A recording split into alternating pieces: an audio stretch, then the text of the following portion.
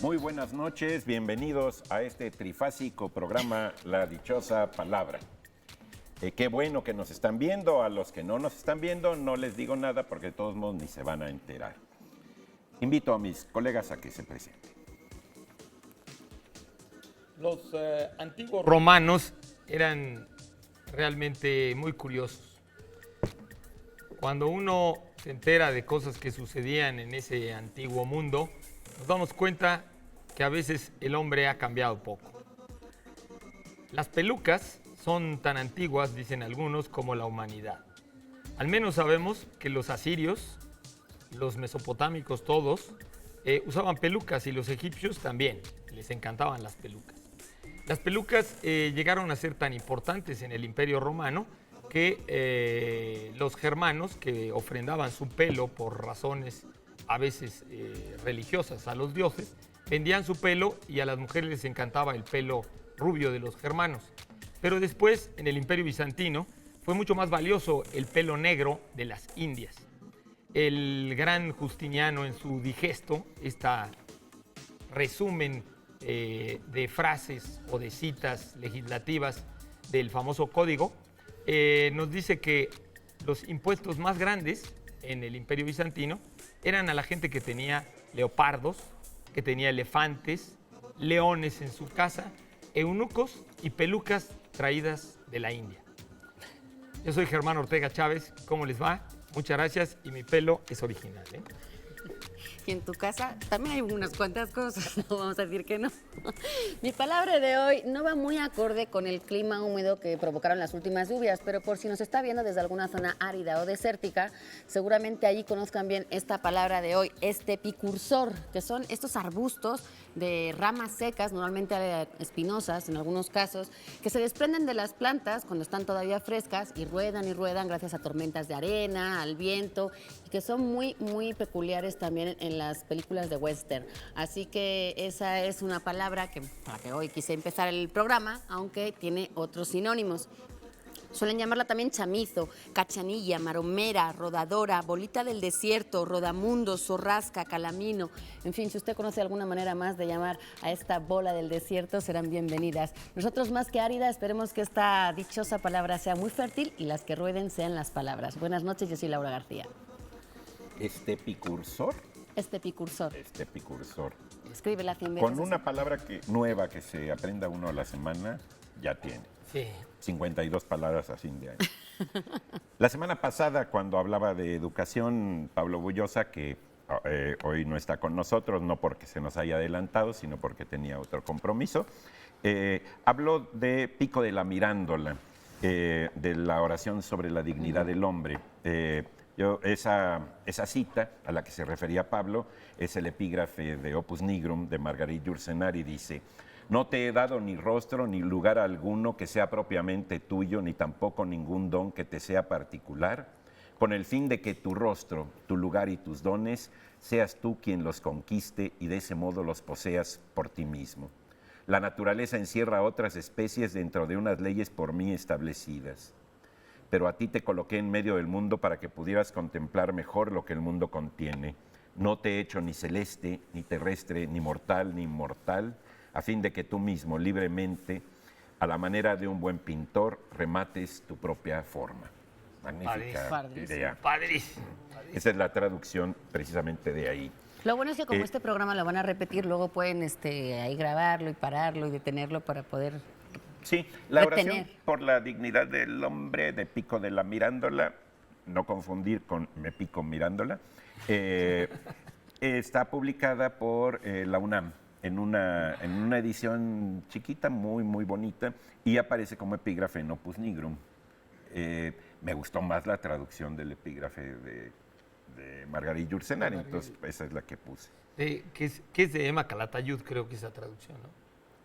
No me De la acuerdo. colección. De Emma No me Calatayud, acuerdo, creo que pero sí, la Opus traducción del epígrafe, quién sabe de quién sea, porque luego Pues quienes sí. traducen, como este está en latín, a lo mejor no es la propia traducción de la Emma Calatayud. Pero vamos a la pregunta que en las redes sociales hicimos desde temprano y de la cual ya tenemos algunas respuestas, muy buenas, por cierto, porque estas sí son muy ventaneables. Menciona el título de un buen libro que te hayan recomendado, así como el nombre de quien te lo recomendó. Así que tenemos... Tenemos de Valerio Lu, El día en que Nietzsche lloró, de Irving Yalom. No solo me lo recomendó, sino que tuvo la gentileza de regalármelo el doctor Armando Rugarcía, una eminencia. Angélica Velázquez Reza dice La Casa de los Espíritus, de Isabel Allende, y me lo recomendó una escritora que presentaba su libro ese día en la Feria del Libro de Chicago. Y Roberto Rodríguez ha debido tener malas experiencias porque dice, tonto el que presta un libro y más tonto el que lo regresa. Se dice bastante a menudo. Hay mucha gente que contesta, gente de su familia. Parece que los tíos, los padres, los hermanos, se hace un círculo de lectura, padre. Las dos obras recomendadas son películas también, El día en que Nietzsche lloró y La Casa de los Espíritus. Buenas películas también.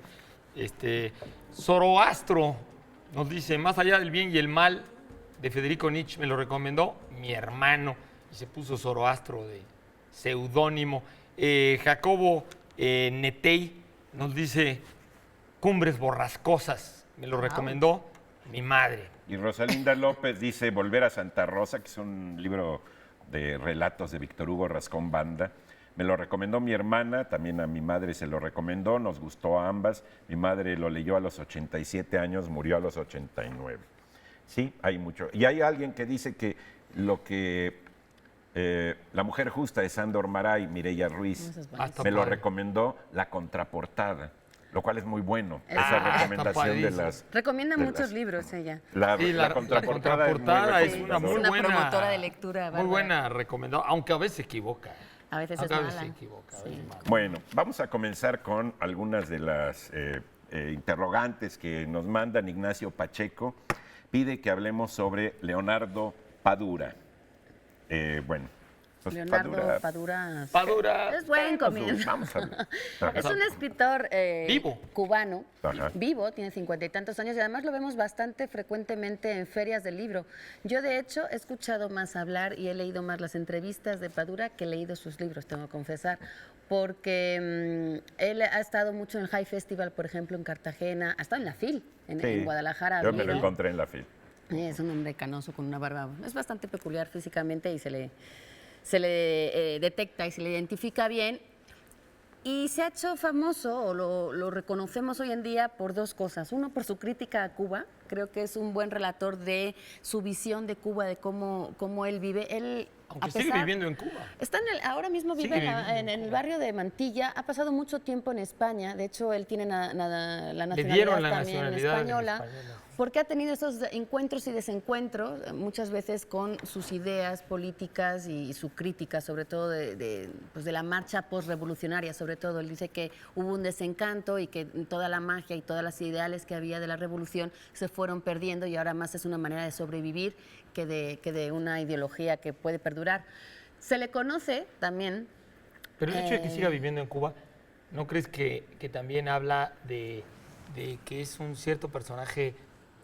algo incómodo a lo mejor al régimen, pero que de alguna manera pues respetado, ¿no? Le acaban de censurar una película. Él también es guionista. Hay que decir que él, sus principios fueron como periodista y eso le ha dado, como muchos otros periodistas que han dado el brinco también a la novela y a la ficción y que se nutren mucho de su estilo periodístico y de cómo ellos investigan a la hora de reproducir eso en una novela que tiene mucho de verdad y muchos de datos contrastados, investigados con mucho de ficción, que eso es un poco lo que tiene también Padura.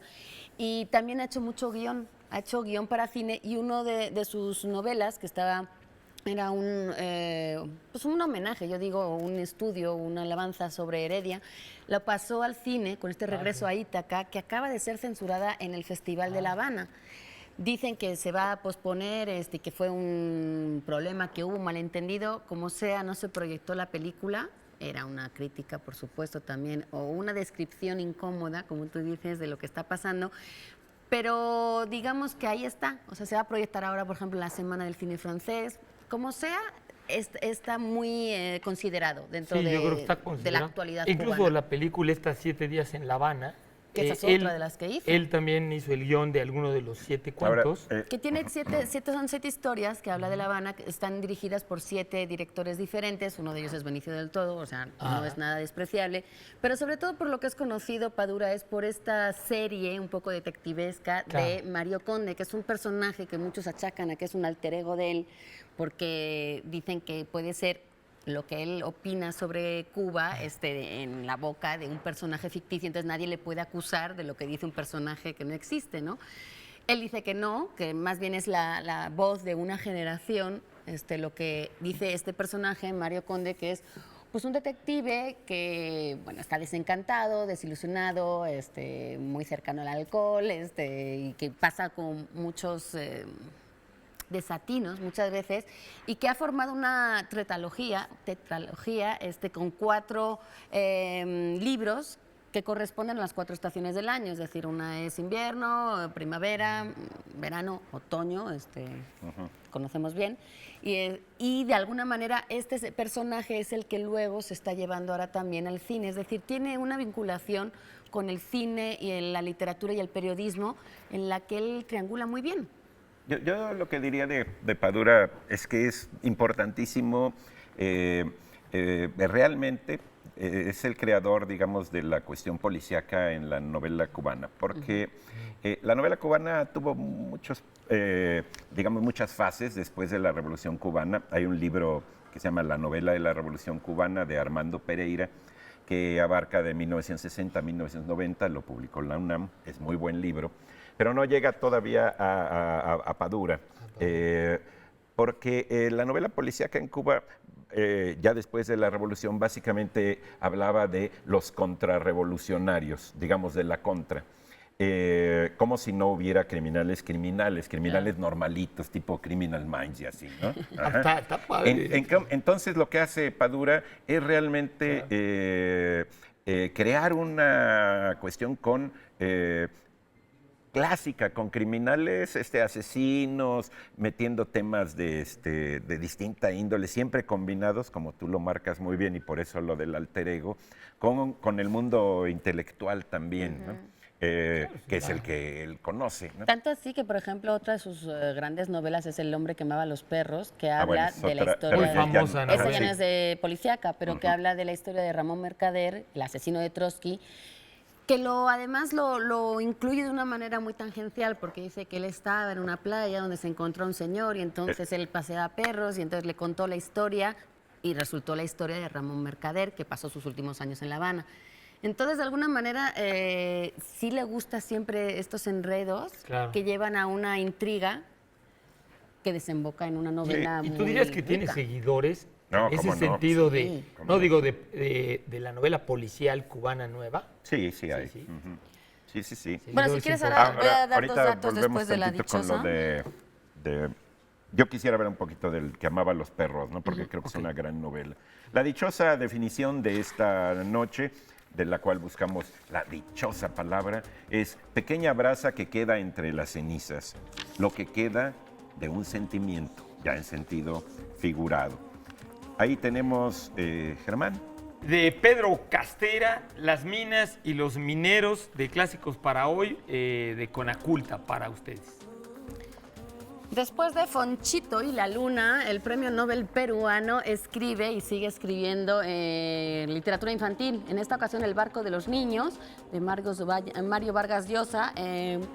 Un libro bastante peculiar, pertenece a una colección, se llama Save the Story, de Alessandro Barico, el italiano, que pretendía rescatar un poco historias clásicas, libros clásicos, poco conocidos, porque hay algunos que ya conocemos todos y se reeditan, bueno, hay algunos que no. Esta es la historia de unos niños que durante las cruzadas religiosas pues, decidieron ir a Jerusalén a rescatar las reliquias cristianas y bueno, pues murieron todos en el camino. Entonces, Vargas Llosa lo que hace es un poco rescatar esa historia, verídica o no, se habla de 30.000 niños que salieron de Francia. El barco de los niños cuenta un poco esa historia, es de Alfaguara. Y también tenemos de Cioran, Breviario de Podredumbre. Yo creo que la novedad de esta edición, que es de Taurus, es la traducción y el prólogo de Fernando Sabater. Esta edición entonces tiene esa, digamos, esa plusvalía, ¿no? Claro, yo nada más quería comentar de ese libro. Realmente para mí es uno de los libros que más me marcó. Yo tengo la primera edición en español de 72, ya lo tengo hecho polvo el libro. Y realmente es un libro que me conmovió muchísimo en los 70s, justamente cuando tuve acceso a él. Y ya saben que cada sábado les estamos regalando una suscripción anual a la revista Este País, Tendencias y Opiniones. En este número de este mes hacen un análisis sobre el embrollo de la tecnología. Bueno, y ahora voy a mandar a corte a Omar, que es el que me está diciendo eso. Y dice, ¿me mandas a corte? Pues entonces lo mandamos a corte a él y Ya nosotros le pedimos que regrese. volvemos al rato. Que regrese del corte. Que regrese.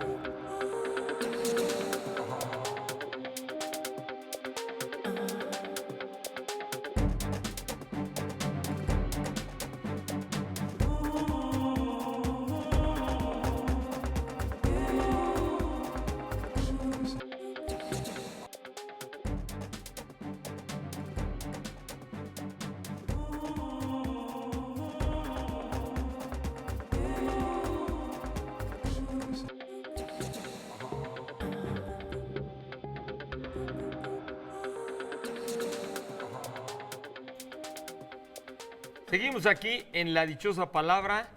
Omar ya regresó de su corte. Qué cortado. Tenemos que cortar, Omar. Bueno, invitamos, como siempre, a la dinámica que estamos haciendo en esta temporada de La Dichosa Metáfora y hacer comentarios y ejemplos y sobre todo que inventen. Queremos que inventen ustedes nuevas metáforas y pongan ahí sus comentarios. Sí, la semana que entra vamos a dar la El primera primer fase, ganador. digamos, el primer ganador. O sea, a mí se me ocurría un ejemplo de metáfora, digamos, de metáfora normal, de habla cotidiana, no tan literaria, pero que es muy bueno y muy ilustrativo.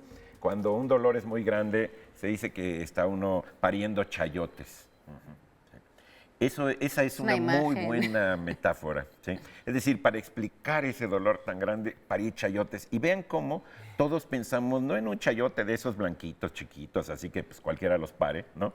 Sino en un chayote con Chayota. espinas, Como ¿no? de 4 Incluso a kilos, 300 contraposición, ¿no? gramos. Sí. Mm. Hay otra, por ejemplo, cuando la gente que fuma mota está en un periodo de abstinencia, dice que anda erizo, ando erizo, ¿sí? Que eso también es muy bueno, es como andar así, ¿sí? Es decir, como con las antenas puestas para todos lados. Todas ¿sí? las púas. Ambas metáforas son de púas, pero creo que pueden ser ilustrativas. Es decir, ¿cómo inventamos con lenguaje figurado algo para lo que no tenemos palabras, digamos, habituales, ¿no? Claro. Recuerden ustedes también, desde temprano está la pregunta de hoy en las redes para nuestros seguidores. Mencionen el título de un buen libro que te haya recomendado, así como el nombre de quien te lo recomendó. ¿Quieren mencionar uno o dos más? Alberto Solé dice, el libro es Animalitos de Dios y me lo recomendó Humberto Rivas. Muy bien. Cometas en el cielo de Joseini, recomendado por su tía Guille, dice Marisa Morán. Te digo que hay mucha familia, mucho intercambio familiar, cosa que no Los invitamos a que hagan sus comentarios en Twitter y también en el @dichosa22 y en Facebook La Dichosa Palabra y en el hashtag, ya saben, La Dichosa Palabra. Bueno, tenemos otras preguntas. Yo quería, digamos, para cerrar un poquito con lo de Padura, quise de Padura es que es un escritor muy ameno. Si uno agarra por equivocación cualquier novela de Padura, va a querer seguirlo leyendo. Es decir, no se trata solamente de los temas, sino de una manera de enganchar al lector. Tiene un ritmo narrativo que es verdaderamente extraordinario. El hombre que amaba a los perros es una novela muy larga en la que va alternando, digamos, aspectos de Cuba con aspectos de Trotsky y del asesinato de Trotsky. Y es realmente una novela casi que hablaría de una épica de nuestro tiempo, una épica del siglo XX. Es una verdadera obra maestra. Y luego tiene muchas cosas que tienen que ver con su aspecto periodístico. Es decir, luego tiene un libro sobre el béisbol, otro sobre la sí, no los salsa, tiene unas cuestiones mucho más, digamos, cotidianas. No son tanto novelero, sino más periodístico. Y yo quería hacer el comentario de que a Padura lo encontramos en español en la editorial Tusquets. Esa es la que lo publica, pero hubo un convenio con la editorial Unión en Cuba para que se pudieran hacer los libros, imprimirlos más baratos y a un precio más asequible para que, digamos que en Cuba llegara a un público mayor, por ser, me imagino que su propio país. Y entonces lo podemos encontrar en esas dos editoriales, principalmente, yo no sé si algún título... ¿Y se vende aquí la editorial Unión? Unión no creo, no, yo creo que es nada más para Cuba. No, pero aquí lo tienes en Tusquets. Exacto, aquí está en Tusquets. Es negro. Y lo encuentran, tiene una página, leonardopadura.com. También tuitea, hay que decir que Leonardo Padura tuitea y está como @LeonardoPadura. Y ahí va un poco mencionando sus próximas presentaciones. Es curioso lo que mantiene al día con sus lectores. Bien, ok. Jacqueline Loperena nos pregunta sobre si hablamos de la palabra muerte. La muerte. La muerte es un tema extraordinario, Infinito, digamos. Para mí es mi tema favorito. Decía Forster que la muerte destroza al hombre, pero que la idea de la muerte lo salva. Es decir, el pensar en la muerte es algo plenamente humano, y no hay así gorriones que anden pensando en la muerte, ellos andan canticante normalitos, ¿no? Y había una idea que también era o la retomaba Revueltas, decía que, bueno, que todo artista tiene cierta parte de su mirada puesta en la muerte y que eso hace esa búsqueda de trascendencia, ese afán, ¿no? A mí mis libros favoritos de muerte son de carácter científico. Son de Marcelino Cereijido y Fanny Blanc, La muerte y sus ventajas, y otro que se llama El tiempo, la muerte y no me acuerdo qué. Están en La ciencia desde México. Porque él plantea, digamos, ¿para qué es útil la muerte? La muerte, ¿no? Y si no hubiera muerte, ahorita la vida sería una especie como de pasta metabólica ahí cubriendo al planeta. Un poquito como va a ser después, pero en términos cioranescos, ¿no? ¿Pero son de cómo aceptar o de cómo...? Son no de cómo aceptar, son de planteando la cuestión bioquímica, la cuestión del proceso de muerte, y planteando, bueno, que la muerte es algo que está inscrito en las células. Hay una programación en las células para que se suiciden en un determinado momento y pueda haber una cuestión evolutiva. Yo tengo una visión muy optimista de la muerte. Me gusta la filosofía de la natalidad de Hannah Arendt, que decía que aunque todos sabemos que vamos a morir, no hemos nacido para eso, sino para comenzar. Esa idea de estar siempre en un gran comienzo, ¿no? Muchas personas que anhelan la inmortalidad no saben qué hacer en un domingo que está lloviendo, ¿sí? Y esa idea que viene ahí como un epígrafe en uno de los libros de Marcelino Cereijido es una idea muy, muy estimulante, pues, ¿no? Yo creo que hay que pensar en la muerte. Lo que pasa es que casi ha sido mucho patrimonio de las cuestiones religiosas, ¿sí?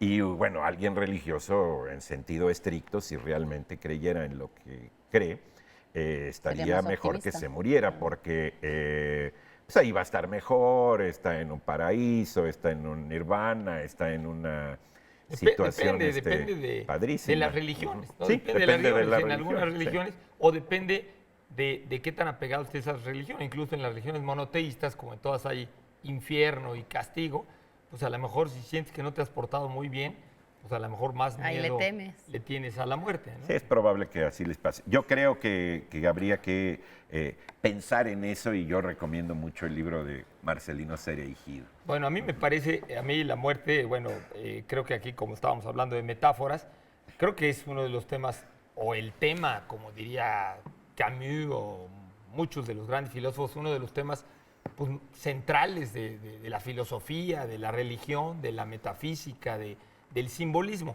Y ya que lo dices desde un punto de vista metafórico, toda muerte, pues todos los grandes pensadores de todas las culturas y de todas las religiones, pues se han dado cuenta que la muerte está necesariamente pegada a la vida. O sea, no se puede pensar la muerte sin la vida y por lo tanto la muerte misma es un sinónimo de transformación y de renacimiento, ¿no? O sea, estamos permanentemente muriendo. Si los seres humanos somos un proceso, pues se entiende que casi todos los días estamos muriendo y entre más muramos a lo que éramos, más podremos renacer a una cosa nueva y en eso consiste la vida. En Muerte sin fin de Gorostiza, tal vez el más grande poema del siglo XX mexicano en términos de complejidad, aunque un poemínimo tiene también lo suyo.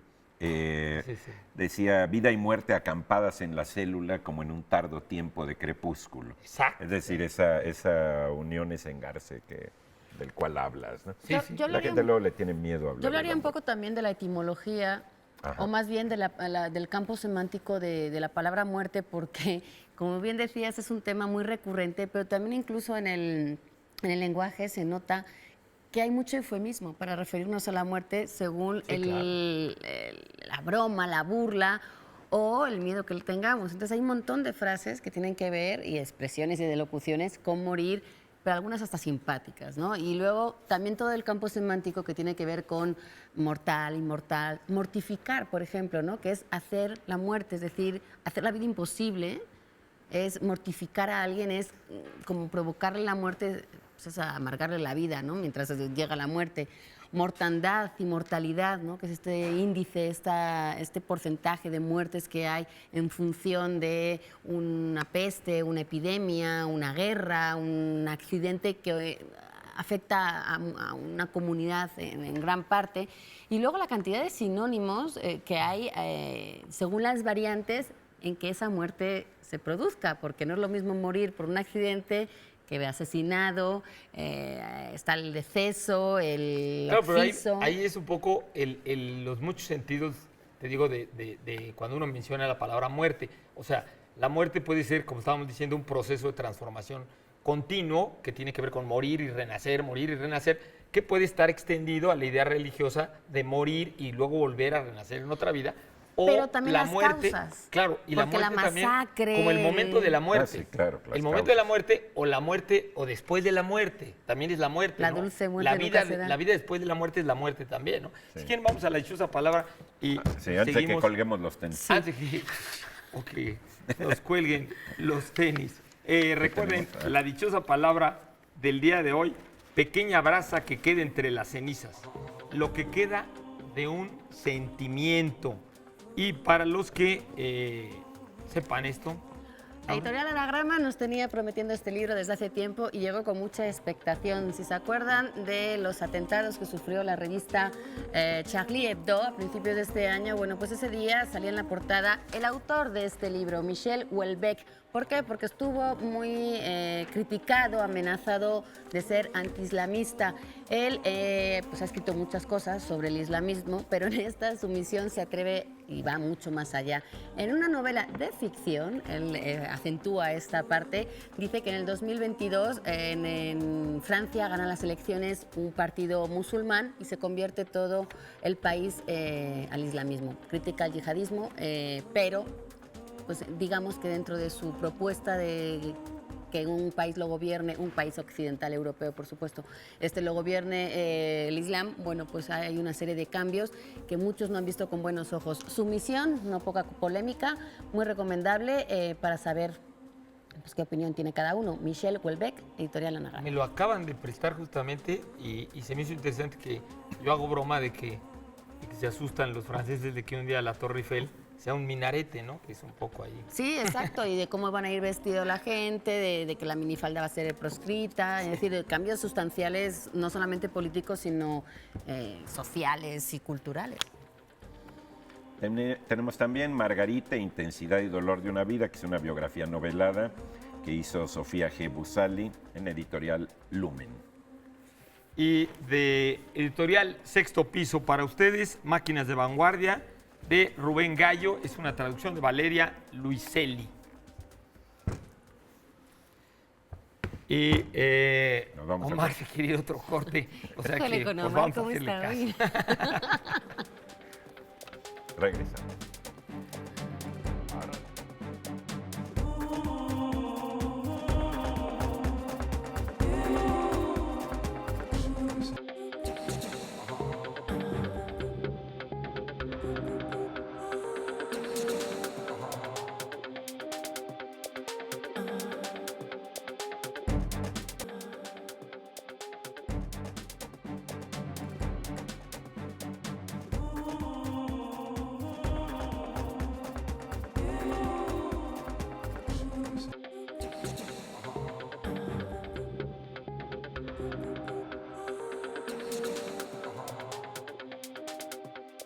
Gracias por seguir con nosotros. Aquí seguimos dichoseando a gusto en Canal 22 en este sábado. Cuando nosotros veníamos no llovía, pero nunca se sabe en estas tierras y en estas épocas del año. Gracias a todos los que nos ven desde otras partes, no solamente de la República Mexicana, sino también fuera de nuestras fronteras, donde el Canal 22 Internacional emite su señal. Gracias a todos por seguirnos en las repeticiones, en YouTube, que llegan a cuentagotas, pero llegan. En fin, desde donde estén, bienvenidos y gracias por esta comunidad dichosa. Ahorita, si me dejas nada más hacer un comentario Claro. de la muerte que se me hace interesante para la literatura. Revívelo. Es que también Rafael Llopis, en una famosa historia de los cuentos de miedo, nos dice que una de las mayores tentaciones es la tentación por la muerte. Justamente que la muerte, para entender el cuento de miedo, la muerte también provoca un deseo, un atractivo, es como un imán también, o sea, el saber de la muerte, y que muchas de las películas de terror y todo tiene que ver con que la muerte es seductora también, no solamente nos asusta y nos rechaza, sino es una gran tentación la muerte, ¿no? Es que Para el el saber hombre. cómo te vas a morir es una gran Es una- incógnita.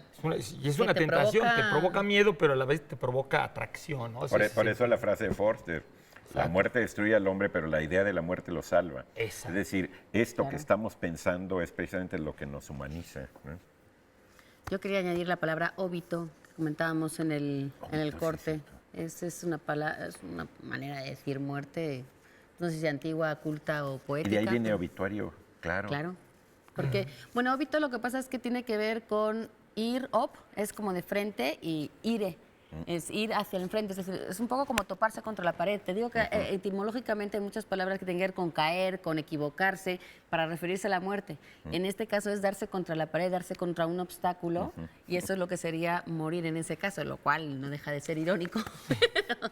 Pero bueno, lo sé que tiene mucho humor a la hora de Está padre. considerarlo.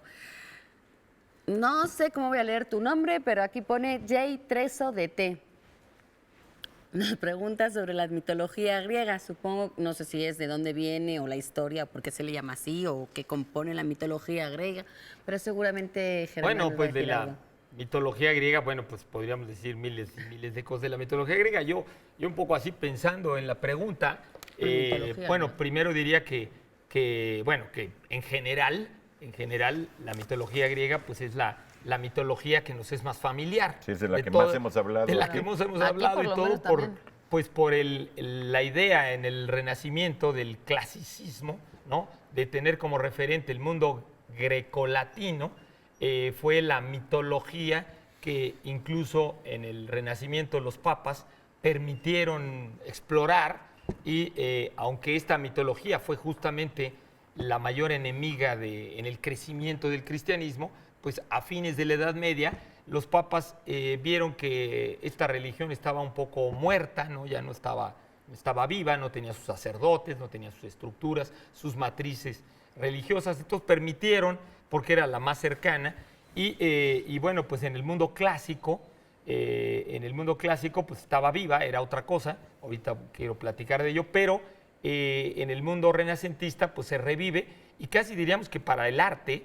para el arte, cualquier gran estudioso del arte, o si ustedes están interesados en el arte del siglo XVI, XVII y XVIII, pero sobre todo XVI y XVII, pues es imprescindible saber de mitología griega, porque prácticamente no podrían acceder a muchos de los temas de la pintura, de la escultura del siglo XVI y XVII europeos, porque todo, una de dos, o eran cuadros históricos, o eran cuadros de tema de contenido religioso, o eran de contenido mitológico.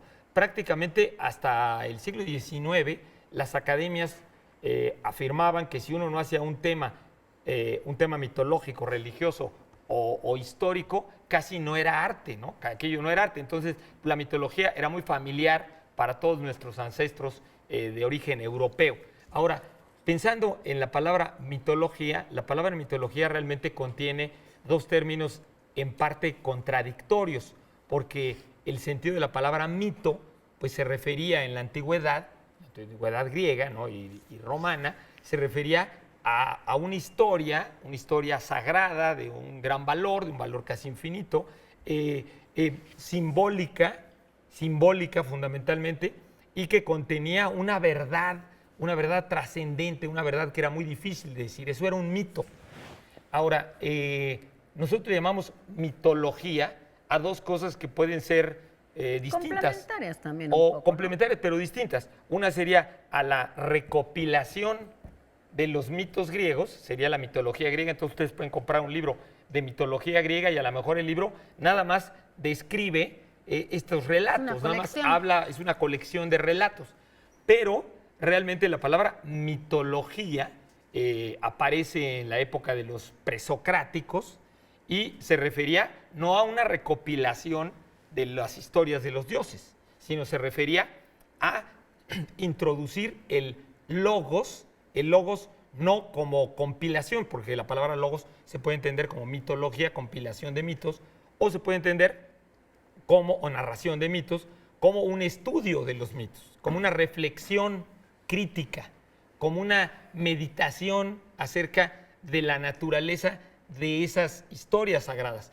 Y en ese sentido podríamos decir que definitivamente los griegos en la época, digamos, del nacimiento de la filosofía, en la época de los presocráticos, con Genófanes de Colofón, diría yo, y con muchos de los sofistas, empieza realmente la reflexión crítica acerca de qué son esas historias. Pero y eso se llamaba también mitología. Al estudio. O sea, el estudio de los mitos. Y ver y empezar a distanciarse de esas historias sagradas. Y es algo así como si nosotros, yo conozco algunos libros así, cuando empezamos a analizar, y se atrevió la cultura occidental a analizar las historias bíblicas, a partir del siglo XVII, XVIII, pero sobre todo XIX, a analizar abiertamente si las historias que estaban en la Biblia eran, digamos, qué sentido tenían, qué fundamento histórico, qué fantasías, qué construcciones había como adentro mitos. Como mitos. O sea, una mitología bíblica, ¿no? Sí. O sea, los griegos fueron los primeros que reflexionaron y por lo tanto se separaron, digamos, de esa visión religiosa, respetuosa, en que no se podía reflexionar o criticar un mito.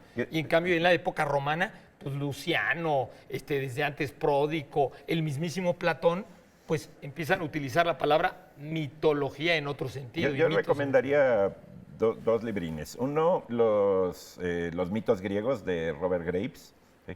Que es verdaderamente extraordinario. Fantástico. Porque además aporta, digamos, varias versiones de los mitos y luego los enlaza con lo que considera sus causas de orden social o cultural, ¿no?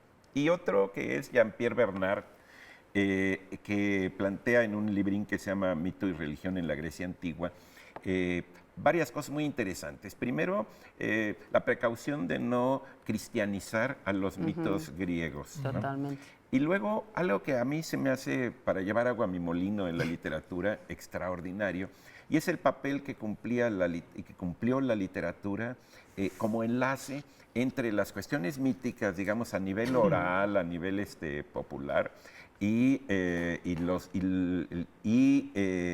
la sociedad. Es decir, los grandes poetas, Homero, Y se basaron mucho en ello. Hesiodo, lo que hacen es realmente crear un enlace entre aspectos de divinidad, con todas sus cosas rarísimas que tienen todos estos dioses, de los cuales sabemos muchísimo, casi como si lo tuviéramos en el disco duro, casi sin haberlo leído, y la sociedad, ¿sí? Entonces, el papel que cumplió la confección literaria de los mitos, incluso el término mitos en Aristóteles se refiere a trama, es la construcción de una trama. ¿Sí?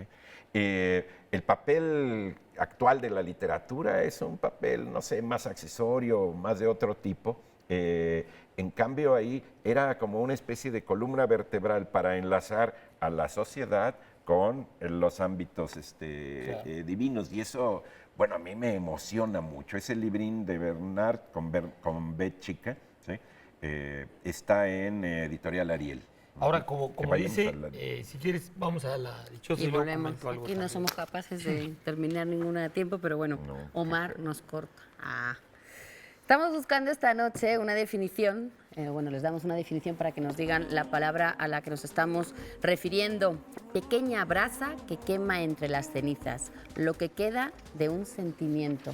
Esa es nuestra dichosa palabra de hoy, que nos pueden mandar por todas las vías de comunicación que tenemos, correo, teléfono, redes sociales, anímense. No tenemos libros para todos, pero sí bastantes para poder repartir, y nos encanta repartir libros. Para aquellos... Tenemos Los superhéroes y la filosofía de Tom Morris y Matt Morris. Es de la biblioteca Blackie Books y es una cortesía de El Péndulo. Y bueno, para ustedes del siempre interesante y provocador Humberto Eco y de Carlo María Martini, ¿en qué creen los que no creen? De Editorial Taurus. No he leído este libro, pero Es se muy me bueno. antoja Es muy muchísimo. Es muy bueno. Se me antoja muchísimo. Porque es una Y, discusión muy buena. claro, siempre muy inteligente los textos de Eco. Y el otro cuate son como obispo o algo así. Martín. Martínez. Para nuestro público más joven, o para los papás que ven este programa, tenemos también de Editorial Anaya La Bella y el Rey Facundo, con ilustraciones de Rocío Martínez. Las autoras son Rocío Antón y Lola Núñez, que ya hemos presentado algunos títulos de ellas. Es un tándem que hace bastante bueno estas editoras también. Y me da mucho gusto presentar esto que nunca había visto yo. Una revista, un libro, un cómic, que se llama Census, el universo en sus ojos, y es autoría del magnífico Bev, con Jorge Grajales. En esta ocasión se unen para mostrarnos, no sé si es el primero, pero sí desde luego el primero que yo veo, un cómic en braille. Si ustedes han alguna vez preguntado cómo ven los invidentes o cómo leen más bien los cómics, bueno, pues ellos nos dan una buena probadita de esto, y en las viñetas pues viene el braille. Entonces es una muy buena opción Está bien padre. para que sepamos que todos podemos leer de todo. Viene al final incluso el código, en algunos ejemplos, vienen letras también, pero sobre todo está hecho todo con código braille. Así que Census, el universo en sus ojos, de Beth. ¿Qué editorial es esa? Porque esa no lo conocía. Aquí no dice y aquí tampoco. A lo mejor allá al centro. Bueno, ahorita lo buscamos. Bueno, entiendo que es una publicación de Nacional Monte de Piedad. No sé si ellos se hicieron cargo de toda la edición. Y aquí no soy capaz de ver más allá de ese logo, pero nos enteraremos y les diremos. Y me gustaría también invitarles, aquellos que me siguen en redes sociales sabrán que desde hace ya algunas semanas estamos lanzando una convocatoria para mandar microrelatos, minificciones, escribir una historia en 140 caracteres en Twitter, y todavía están a tiempo de mandar sus historias que tengan que ver con el ciberespacio, pues sí, los viajes, la muerte incluso, el amor, todos los temas que tocamos aquí sábado con sábado, pero en 140 caracteres. La única, requisito es que pongan el hashtag GatoEnredadoSM. Así que todavía están a tiempo para mandarnos ahí y echar a volar su imaginación, que sé que hay mucha creatividad detrás de todos ustedes. Nos quedamos pendientes todavía de mitología. Yo quería nada más decir una cosa, pero si quieren vamos a corte y regresamos. Pero ya ves que hoy Omar anda bien cortado, entonces nos vamos a tener que ir. Pero volvemos enseguida con más de mitología griega. ¿Quién le ha dicho esa palabra?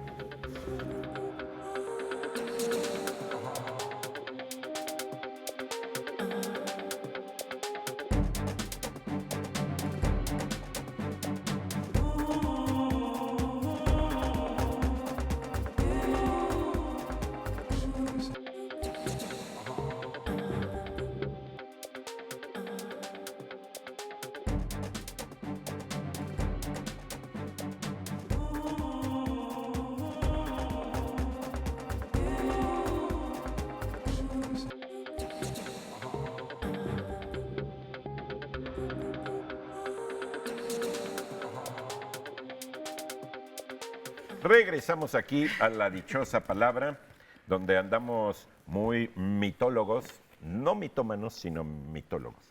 De Si logos, quieres, podemos hacerlo conocimiento. también. También podemos. Podemos pasar Yo una... nada más Querías acotar algo, Sí, ¿no? nada más quería acotar algo muy, muy importante, y es que el hecho de que conozcamos tanto la mitología griega nos deforma la idea que tenemos de otras mitologías.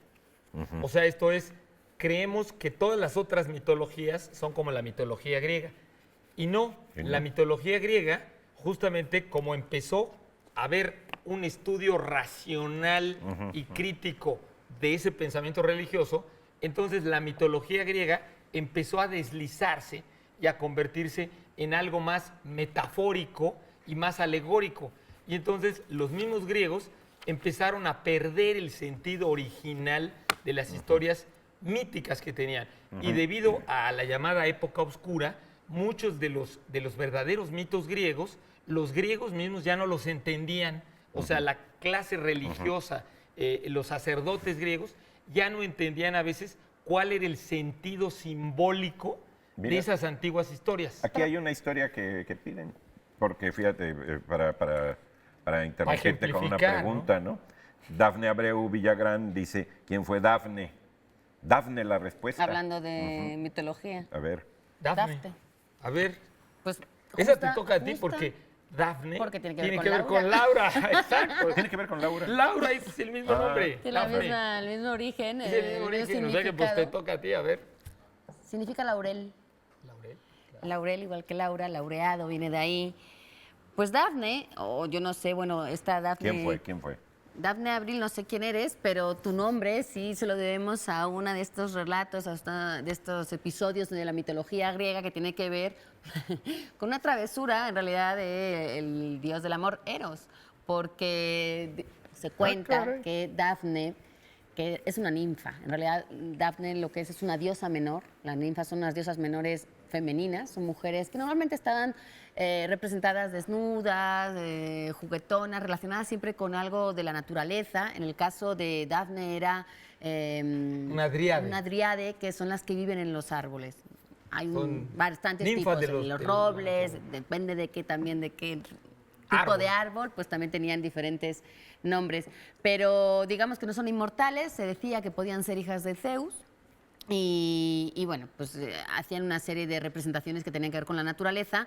Dafne se la relaciona con los árboles por la historia que la une con Apolo. Se dice que Apolo, que es el dios de las artes, etcétera, se burló un día de Eros diciéndole que su puntería con el arco no era tan buena. Y entonces Eros, pues, que tenía Corazoncito. lo suyito, y sí, se ofendió mucho, y entonces dijo, sí, pues ahora vas a ver, te voy a disparar una flecha de oro y voy a hacer que te enamores de Dafne, pero a Dafne le voy a disparar una flecha de plomo para que sienta desdén. Es decir, Para que le cayera Eros- como un plomo el tal Sí, Apolo. exacto. O sea, Eros también era unos sentimientos enardecidos y apasionados, igual de amor que de odio. Bueno, pues a Apolo le llenó de amor y a Dafne de odio por Apolo. El caso es que la perseguía por todas partes, y Dafne, que no se quería unir a nadie, pues le pidió a su padre.